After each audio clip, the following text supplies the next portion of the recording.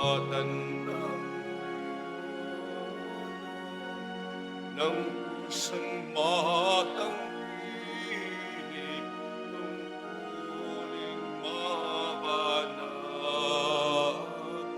Buksan ang aming balat, sarili maialam. Tulungan mong ihanap kami ng bagong manan. Sa ngalan ng Ama at ng Anak at ng Espiritu Santo, Amen. sumainyo ang Panginoon. At sumainyo rin.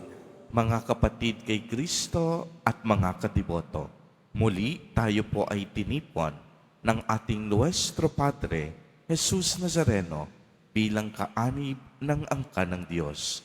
Tinipon niya ang bawat isa sa atin sapagkat mahal niya tayo. Kaya dumulog po tayo sa ating maawaing Panginoon na nagpapatawad ng lubos. Inaamin ko sa makapangyarihang Diyos At sa iyong mga kapatid, naluba akong nagkasala sa isip, sa salita at sa gawa. At sa aking pagkukulang, ng siya'y nagawa. Mabanal. Amen.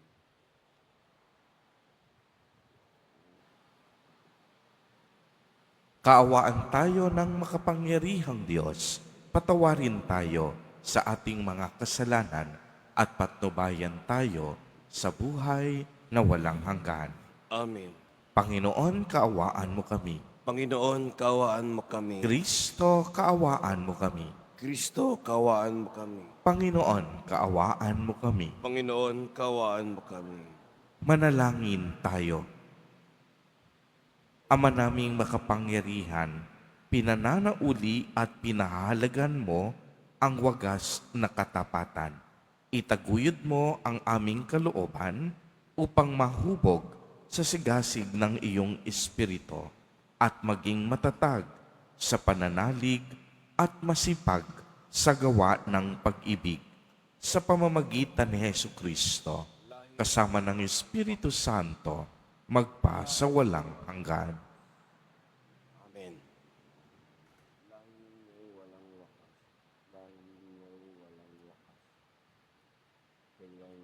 Pagbasa mula sa aklat ni Propeta Jeremias. Sinasabi ng Panginoon,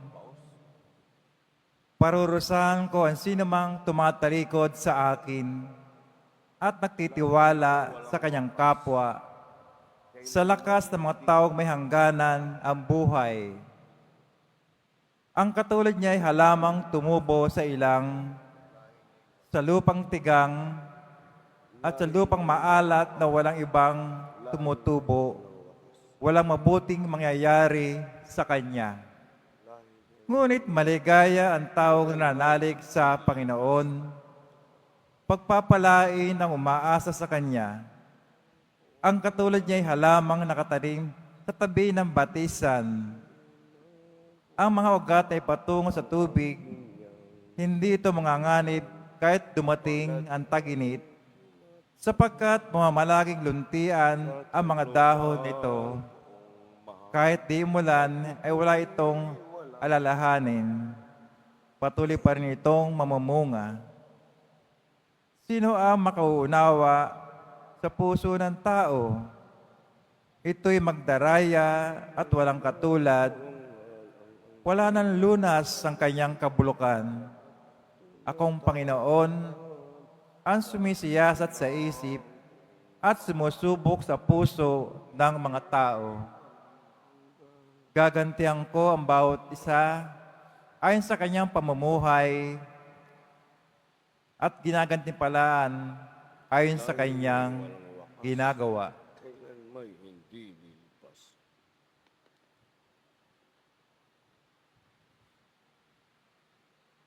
Ang salita ng Diyos. Salamat sa Diyos. Mapalad ang umaasa sa Panginoon tuwina. Mapalad ang umaasa sa Panginoon tuwina. Mapalad ang taong hindi naakit niyong masasama upang sundan niya ang kanyang payo at maling halimbawa. Hindi sumasama sa sino mang taong ang laging adhikay, pagtawanan lamang at mahamakin ang Diyos na dakila. Nagagalak siyang laging magsiliksik ng banal na aral. Ang utos ng poon siyang binubulay sa gabi at araw. Mapalad ang umaasa sa Panginoon tuwina. Ang katulad niya isang punong kahoy sa tabing batisan, sariwan dahot lagi namumunga sa kapanahunan, at anumang gawin ay nakatitiyak na magtatagumpay. Mapalad ang umaasa sa Panginoon tuwina. Ngunit ibang-iba ang masamang tao, ipa ang kawangis. Siya'y natatangay at naipapadpad kung hangi umihip. Ng salita Sa taong matuwid ay Panginoon ang siyang mag-iingat. Ngunit kailanman amang masama ay mapapahamak. mapalad ang umaasa sa Panginoon tuwina.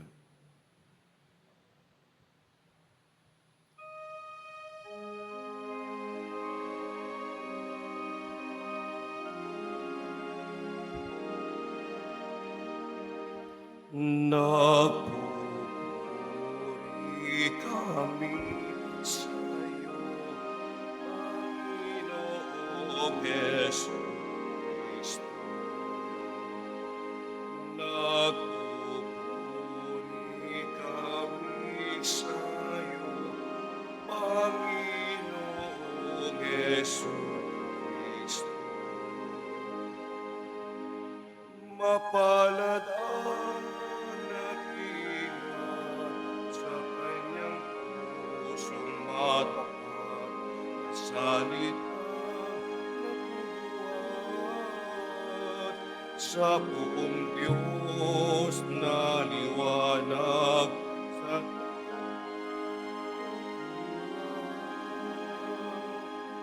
nagpupuri kami sa iyo, Panginoong Jesucristo.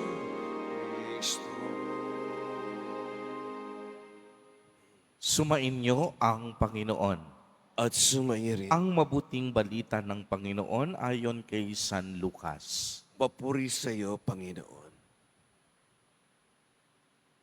Noong panahong iyon, sinabi ni Jesus sa mga Pariseyo, may isang mayamang nagdaramit ng mamahalin at saganang-sagana sa pagkain araw-araw. At may isa namang pulubi na nagngangalang Lazaro, tadtad ng sugat at nakalupasay sa may pintuan ng mayaman upang mamulot kahit mumong nahuhulog mula sa hapag ng mayaman.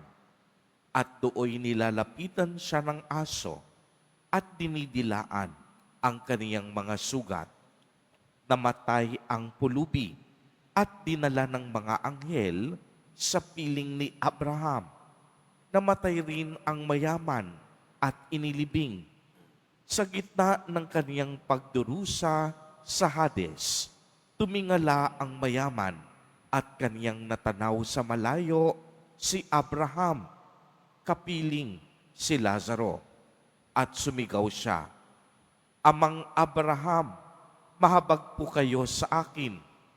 Utusan ninyo si Lazaro na isawsaw sa tubig ang dulo ng kaniyang daliri at palamigin ang aking dila, sapagkat naghihirap ako sa apoy na ito. Ngunit sinabi sa kanya ni Abraham, Anak, alalahanin mong nagpakasasa ka sa buhay sa ibabaw ng lupa, at si Lazaro ay nagtiis ng kahirapan. Ngunit ngayon, inaaliw siya rito, samantalang ikaw naman ay nagdurusa.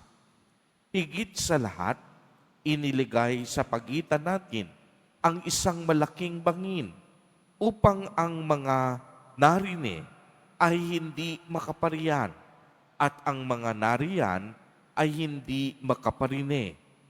At sinabi ng mayaman, kung gayon po, Amang Abraham, ipapamanhi ko sa inyong papuntahin si Lazaro sa bahay ng aking ama, sapagkat ako may 5 kapatid na lalaki. Paroroonin nga ninyo siya upang balaan sila at nang hindi sila humantong sa dakong ito ng pagdurusa. Ngunit sinabi sa kanya ni Abraham, nasa kanila ang mga sinulat ni Moises at ng mga propeta. Pakinggan nila ang mga iyon. Hindi po sapat ang mga iyon, tugon niya. Ngunit kung pumunta sa kanila ang isang patay na muling nabuhay, tatalikdan nila ang kanilang kasalanan. Sinabi sa kanya ni Abraham, kung ayaw nilang pakinggan ang mga sinulat ni Moises at ng mga propeta, hindi rin nila paniniwalaan kahit isang patay na muling nabuhay. Ang mabuting balita ng Panginoon. Pinupuri ka namin, Panginoong Hesukristo. Mayroon pong isang sikat o popular na kasabihan na parati po nating naririnig. Nasa huli ang pagsisisi. Ito po ay akmang-akma sa parabolang ating narinig sa araw na ito. Ang parabola ng mayamang lalaki at si Lazaro. Nagpakasasa sa luho at sa kayamanan ang lalaking ito habang siya ay nabubuhay sa mundo. Tila baga, walang katapusan ang buhay niya sa lupa. Subalit ang hindi niya alam, gaanoon ay may hangganan ang lahat ng bagay. Gaano man kalawak ang kaniyang kapangyarihan, ito ay may katapusan. At tunay nga pong, ang lahat ng bagay dito sa lupa ay panandalian lamang. Sa takdang panahon, gagantimpalaan tayo ng Diyos ayon sa ating ginawang kabutihan, may nakakakita man o wala, malaki man ito o maliit, at batay na rin sa ebanghelyong ating narinig, tiyak din ang kaparusahan sa mga taong patuloy na gumagawa ng masama at hindi sumusunod sa kalooban ng Diyos. Sa kabilang banda, kung inyo pong mapapansin, ang mayamang ito walang ibang kasalanan. Hindi siya pumapatay, hindi siya nangangalunya, hindi siya nagnanakaw. Ngunit ang tanging problema ay naging bulag siya sa pangangailangan ng mga taong nagdurusa. Bulag siya sa pangangailangan ng isang mahirap na tulad ni Lazaro. Ni hindi man lang niya nagawang tumulong at magbahagi kahit kapiraso ng kaniyang kayamanan.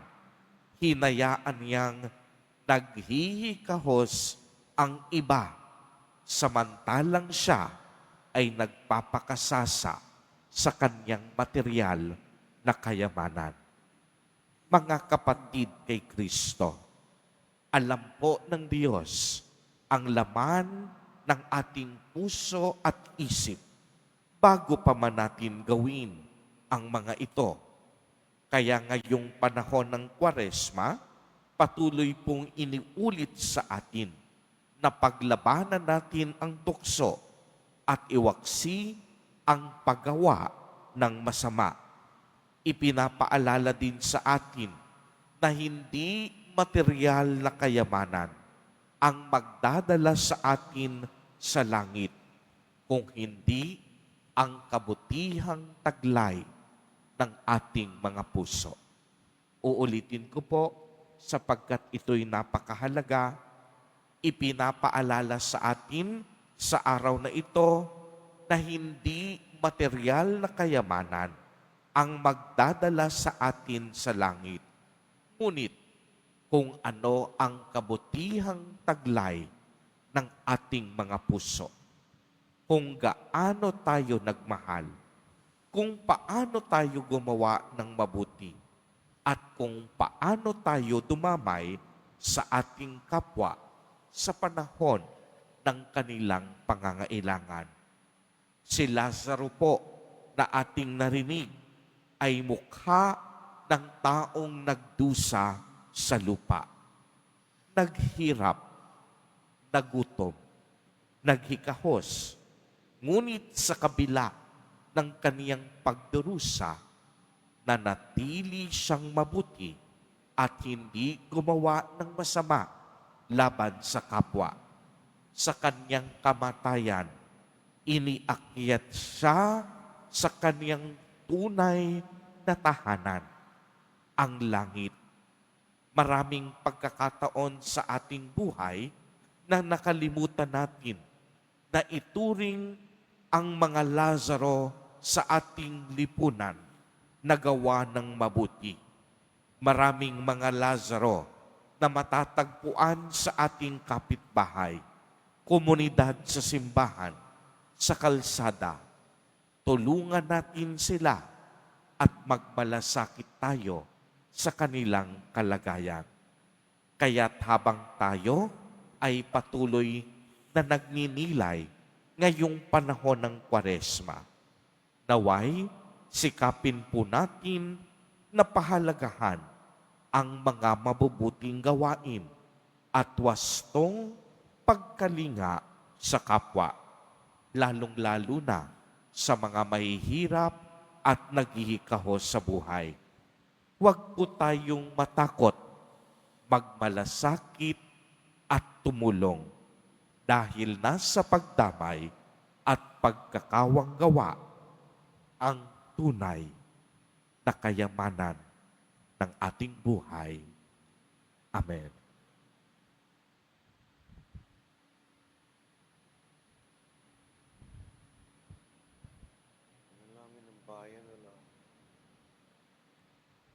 Tumayo po ang lahat, minamahal kong mga kapatid, habang inaalala natin ang pangangailangan ng mga dukha. Lumapit tayo sa ating Diyos na nagbahagi ng kaniyang kayamanan sa pagsusugo sa kaniyang anak sa mundo. Sa bawat panalangin ang itutugon, Ama ng mga dukha, pagpalain mo kami. Ama ng mga dukha, pagpalain mo kami. Ang simbahan, naway ipadama ang habag ni Kristo sa mga dukha na nagpupunyagi para sa isang higit na makatarungang lipunan. Manalangin tayo. Panalangin mo kami. Ang mga natutuksong maging alipin ng kayamanan at kapanatagang dulot ng mga material na bagay, naway makaunawa na nagmumula ang spiritual na kahirapan sa pagtangging magbahagi sa kapwa. Manalangin tayo. Ama ng mga dukha, pakinggan mo kami. Tayong lahat naway tumanggap ng biyayang magpakita ng awa at habag, pag-unawa at pagiging bukas palad sa mga nangangailangan. Manalangin tayo. Ama ng mga dukha, panalangin mo kami. Ang mga may sakit naway palakasin ng init ng mapagmahal na presensya ng Panginoon. Manalangin tayo. Ama ng mga dukha, panalangin mo kami. Ang mga namayapa naway makabahagi sa kaligayahan at kapayapaan ng kaharian ng Diyos. Manalangin tayo. Ama ng mga dukha, panalangin mo kami. Ama naming nasa langit, sa iyong pag-ibig at habag, puspusin mo kami ng iyong nag-uumapaw na kabutihang loob at tulungan kaming dumamay sa mga kapuspalad. Idinadalangin namin ito sa pamamagitan ni Kristo na aming Panginoon. Amen.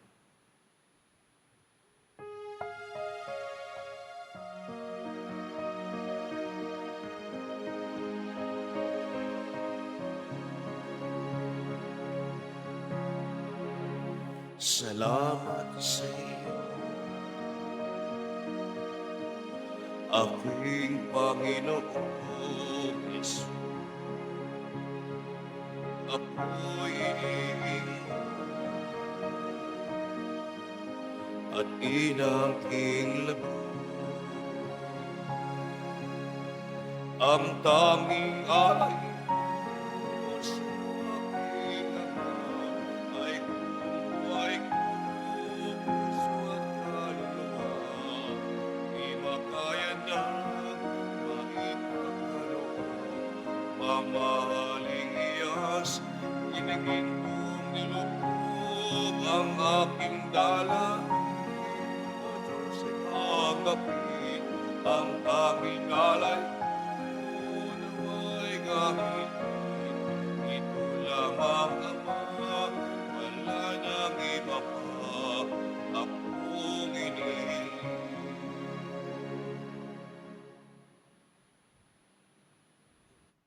Tumayo na po ang lahat. Manalangin kayo mga kapatid upang ang paghahain natin ay kalugdan ng Diyos amang makapangyarihan.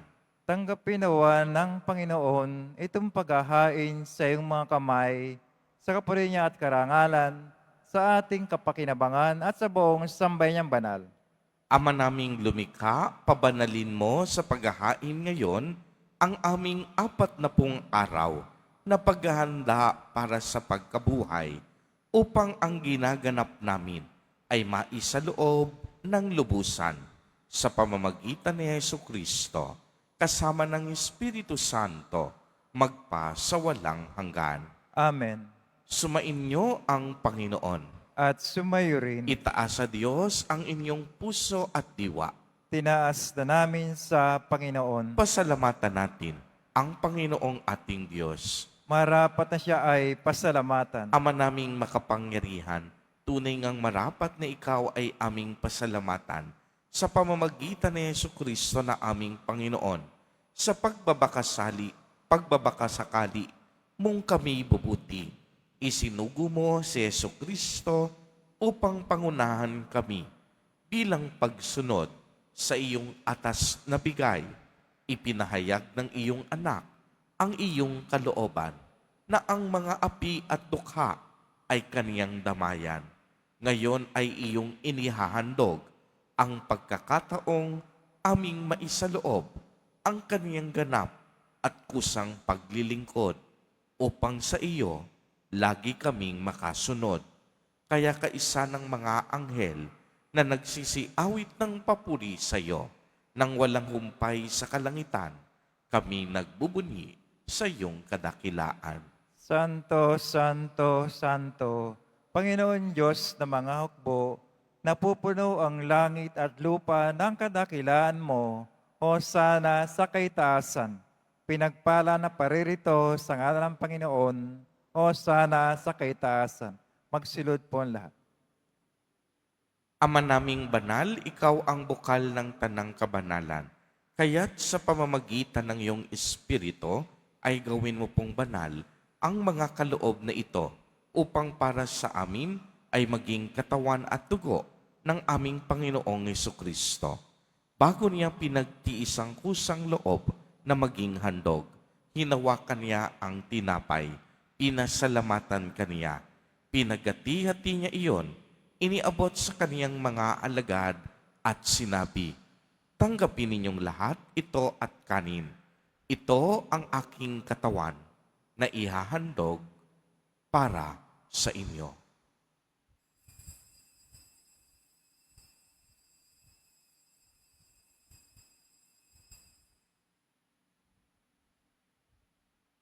Gayon din naman noong matapos ang hapunan, hinawakan niya ang kalis. Muli kanyang pinasalamatan.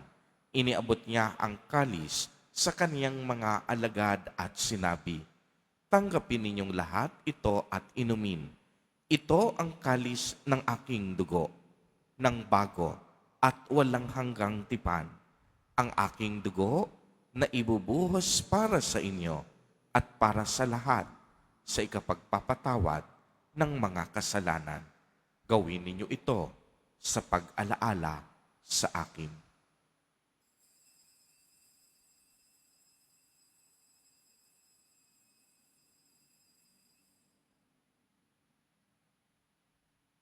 Tumayo na po ang lahat. Ang misteryo ng pananampalataya. Si Kristo'y namatay, si Kristo'y nabuhay, si Kristo'y babalik sa wakas ng panahon. Ama, ginagawa po namin ngayon ang pag-alaala sa pagkamatay at muling pagkabuhay ng iyong anak. Kaya't iniaalay namin sa iyo ang tinapay na nagbibigay buhay at ang kalis na nagkakaloob ng kaligtasan. Kami po'y nagpapasalamat dahil kami iyong minarapat na tumayo sa harap mo para maglingkod sa iyo. Isinasamo namin na kaming magsasalo-salo sa katawan at dugo ni Kristo ay mabuklod sa pagkakaisa sa pamamagitan ng Espiritu Santo. Ama, lingapin mo ang iyong simbahang laganap sa buong daigdig. Puspusin mo kami sa pag-ibig kay isa ni Francisco na aming Santo Papa at ni Jose na aming Obispo at ng Tanang Kaparian. Alalahanin mo rin ang mga kapatid naming nahimlay nang may pag-asang sila'y muling mabubuhay. Gayon din ang lahat ng mga pumanaw. Kaawaan mo sila at patuloyin sa iyong kaliwanagan. Kaawaan mo at pagindapatin kaming lahat na makasalo sa iyong buhay na walang wakas, kaisa ng mahal na Birheng Maria na Ina ng Diyos, ng kabiyak ng puso niyang si San Jose, kaisa ng mga apostol at ng lahat ng mga banal na namuhay dito sa daigdig ng kalugod-lugod sa iyo, maipagdiwang nawa namin ang pagpupuri sa ikararangal mo sa pamamagitan ng iyong anak na aming Panginoong Hesukristo. Sa pamamagitan ni Kristo, kasama niya at sa Kaniya, ang lahat ng parangal at papuri ay sa iyo, Diyos amang makapangyarihan, kasama ng Espiritu Santo, magpa sa walang hanggan. Amen. Sa tagubilin ng mga nakagagaling na utos at turo ni Jesus na Panginoon natin at Diyos, ipahayag po natin ng lakas loob. Ama namin, sumasalangit ka.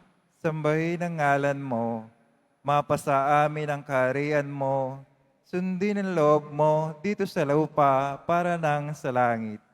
Bigyan mo kami ngayon ng aming kakanin sa araw-araw at patawarin mo kami sa aming mga sala para ng pagkapatawad namin sa nagkakasala sa amin at huwag mo kami pahintulot sa tukso at yadya mo kami sa lahat ng masama. Hinihiling namin na kami iadya sa lahat ng masama, pagkalooban ng kapayapaan araw-araw, iligtas sa kasalanan at ilayo sa lahat ng kapahamakan, samantalang aming pinananabikan ang dakilang araw ng pagpapahayag ng tagapagligtas naming si Hesukristo. Sapagkat iyo ang kaharian at ang kapangyarihan, ang kapurihan magpakailanman. Amen. Panginoong Hesukristo, sinabi mo sa iyong mga apostol, kapayapaan ang iniiwan ko sa inyo, ang aking kapayapaan ang ibinibigay ko sa inyo. Tunghayan mo ang aming pananampalataya at huwag ang aming mga pagkakasala. Pagkalooban mo po kami ng kapayapaan at pagkakaisa ayon sa iyong kalooban, kasama ng Espiritu Santo, magpa sa walang hanggan. Amen. Ang kapayapaan ng Panginoon ay laging sumainyo. At sumayo rin. Magbigayan po tayo ng kapayapaan sa isa't isa. Kordero ng Diyos na nag-aalis ng mga kasalanan ng sanlibutan, maawa ka sa amin. Kordero ng Diyos na nag-aalis ng mga kasalanan ng sanlibutan, maawa ka sa amin. Kordero ng Diyos na nag-aalis ng mga kasalanan ng sanlibutan, ipagkaloob mo sa amin ang kapayapaan. Magsilod po ang lahat.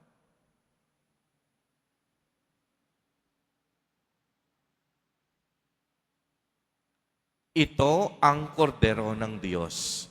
Ito ang nag-aalis ng mga kasalanan ng sanlibutan, mapalad ang inaanyayahan sa kaniyang piging.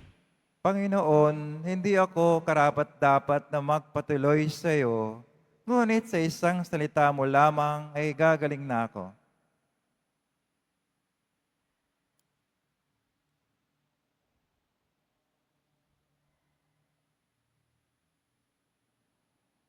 Para sa lahat ng tatanggap ng banal na komunyon, sasagot po tayo ng amen, pagkasabi ng pari o lay minister ng katawan ni Kristo.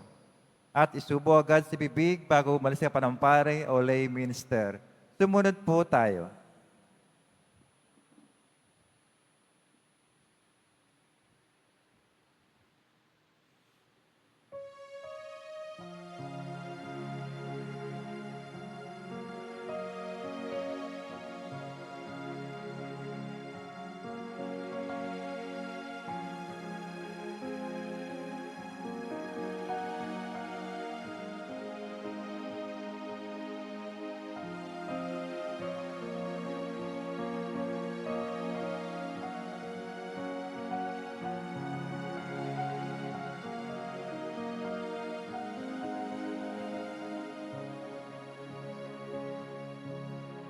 Sa Diyos lang mapapanag ang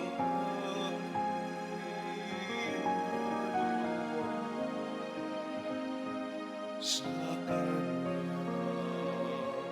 nagmumulang aking pag-asa at kaligtasan. Sa Diyos lamang mapapanata ang aking kaluluwa. Sa Kanya nagmumulang aking pag-asa at kaligtasan.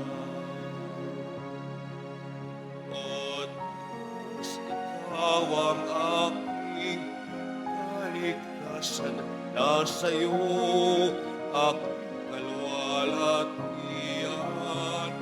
Ikaw lamang iwasan ang aking muot at kakulang.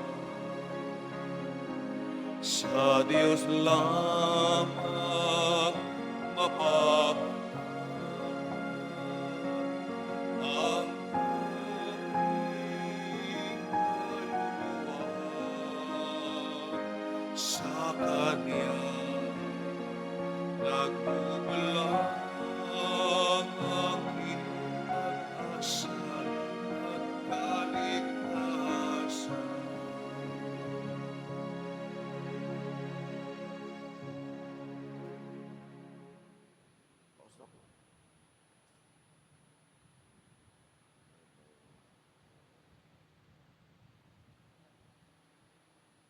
Mga paalala sa mga nagsisimba, pagkatapos ng misa, wiwisikan po ang lahat ng banal na tubig. Pinakikiusapan ng lahat na manatili lamang muna sa inyong mga lugar. Tanging sa Quezon Boulevard o sa plaza sa naman lamang ang labasan ng lahat. Sumunod po tayo. Maraming salamat po sa inyong pagdalaw at pagsisimba sa Basilica Menor at Pambansang Dambana ni Jesus Nazareno.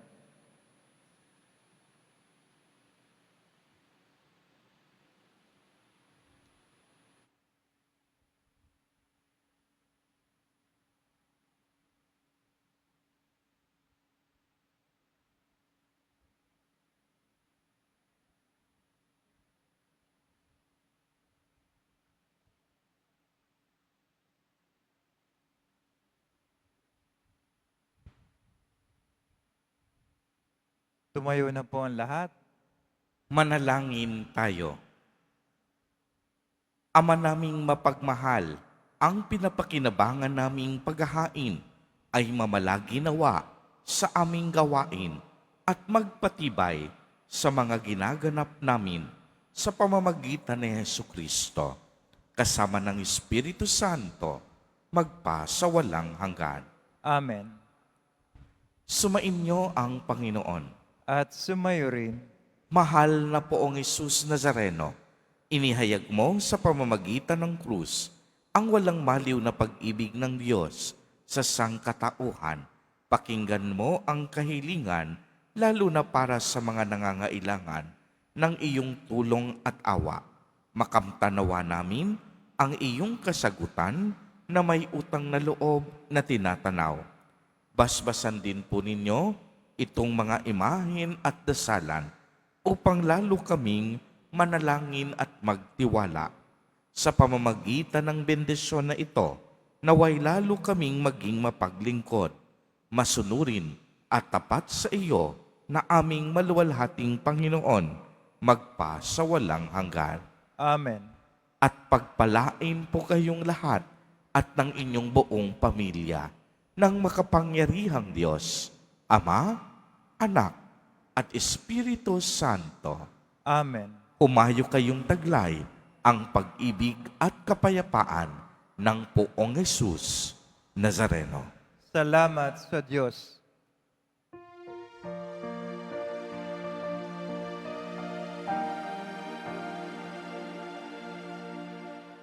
Nuestro Padre,